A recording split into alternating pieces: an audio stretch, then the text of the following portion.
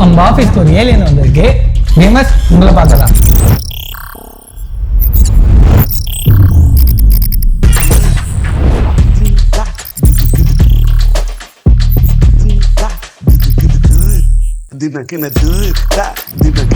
Dell Alienware M16 R1 தான் வந்திருக்கு. வாங்க ஒரு குயிக்கான அன்பாக்சிங் பார்க்கலாம்.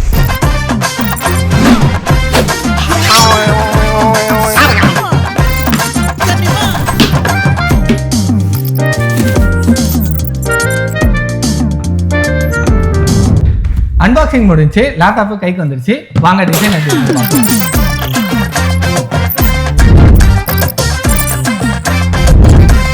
டிசைன் பார்த்தோம்னா டார்க் மெட்டாலிக் மூன் ஃபினிஷ்ல சிம்பிள் அண்ட் நீட்டா கொடுத்துருக்காங்க. இதுல வந்து ஏலியன் லோகோ சென்டர்ல அழகா இருக்கு. அப்படியே பார்த்தோம்னா பாட்டம் வந்து நமக்கு மெட்டல் ஃபினிஷ்லேயே கொடுத்துருக்காங்க. ஃபுட் பிரிண்ட்டும் மெட்டல்ல கொடுத்துருக்காங்க. கொஞ்சம் ஹைட்டா இருக்கு. வெயிட்னு பார்த்தோம்னா 3.25 kg இருக்கு. இதை வெயிட் தூக்கும் போதே கொஞ்சம் ஹெவியா தான் இருக்கு. ஆனா ஃபுல்லாவே மெட்டல்ல இருக்கிறதுனால நல்லா இருக்கு. லெஃப்ட் சைட்ல வந்து LAN port, USB type port ஒன்று, ஹெட்ஃபோன் ஜாக் ஒன்று, இது மூணுமே கொடுத்துருக்காங்க. பேக் சைட்ல பார்த்தோம்னா round pin charger, SD card reader, mini DP port, HDMI port, type A USB port, type C USB port ரெண்டு கொடுத்துருக்காங்க.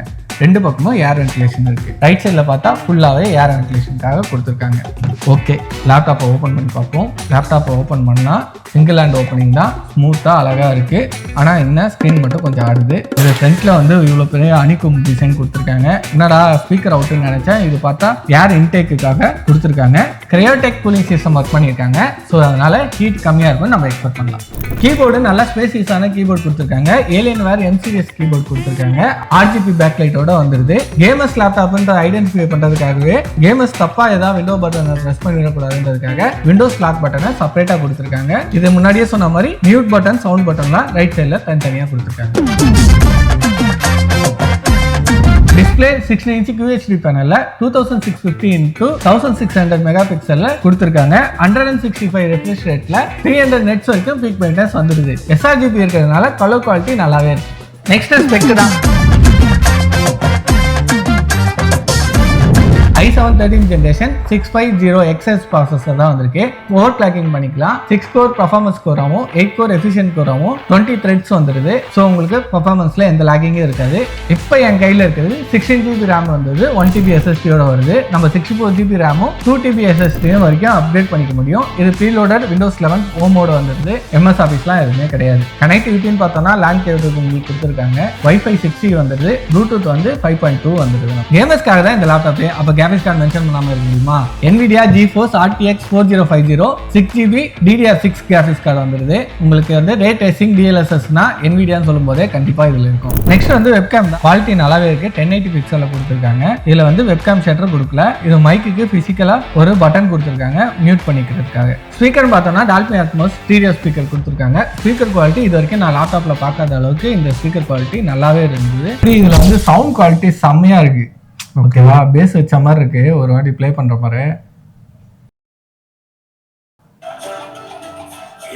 ஒரு ரைட் டிராகன் அவன் போட்ட ரூல்ஸ அவனே பிரேக் பண்ணிட்டு வந்திருக்கானா?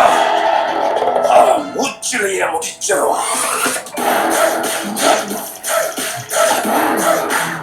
நல்லாதானா இருக்கு சவுண்டு வந்து செம்மையா இருக்கு. Battery lithium ion battery 85 watts hour கொடுத்துருக்காங்க. லேப்டாப் தான் ஹெவியா இருக்குன்னா சார்ஜருமே ஹெவியா தான் கொடுத்துருக்காங்க. 240 வால்ட் கொடுத்துருக்காங்க. இதை போட்டு சார்ஜ் போடும்போது நமக்கு 1 hour ஆகுது ஃபுல்லி சார்ஜ் ஆகிறதுக்கு. பேட்டரி பேக்கப் 4 to 5 hours வருது நார்மல் யூசேஜுக்கு. அதே ஹெவி டாஸ்க் கேமிங்லாம் விளையாடும் போது 2 to 3 hours தான் வருது. இந்த மாதிரி ஹெவி டாஸ்க் பண்ணும்போது ஹீட் அதிகமா இருக்கு. மீன்வேல் ஃபேன் நாய்ஸும் அதிகமாகவே வருது. இதுலேயே மெக்காஃபி ஆன்டிவைரஸ் வந்துருது. Alienware கமாண்ட் சென்டர்னு ஒரு சாஃப்ட்வேர் கொடுத்துருக்காங்க. அது எதுக்குன்னா பர்ஃபார்மன்ஸ் அண்ட் RGB லைட்டிங்கை நம்மளால கஸ்டமைசேஷன் பண்ணிக்க முடியும். ஆப்வியஸா இந்த லேப்டாப் கேமர்ஸ்க்காக தான். அதே சமயத்துல வீடியோ எடிட்டர், அனிமேஷன் ஒர்க் பண்றவங்களுக்கு இந்த லேப்டாப் ரெக்கமெண்ட் பண்ணலாம். இதுல என்னெல்லாம் டிராபேக்னு பார்த்தோம்னா வெப்கேம் ஷட்டர் இல்ல, டச் ஸ்கிரீன் கிடையாது. பேட்டரி பேக்கப் போக போக கம்மியாகிட்டே இருக்கு. 1 or 2 hours தான் வருது. அதுக்கப்புறம்னா ஃபிங்கர் பிரிண்ட் ரீடர் கிடையாது. செக்யூரிட்டி ஃபீச்சர்ஸ்ல இதெல்லாம் கிடையாது. அவ்வளவுதான். என்ன பார்த்தா இந்த வீடியோ பிடிச்சிருந்தா லைக் பண்ணிடுங்க. இந்த மாதிரி வீடியோ வேணும்னா என் சேனலை சப்ஸ்கிரைப் பண்ணிடுங்க.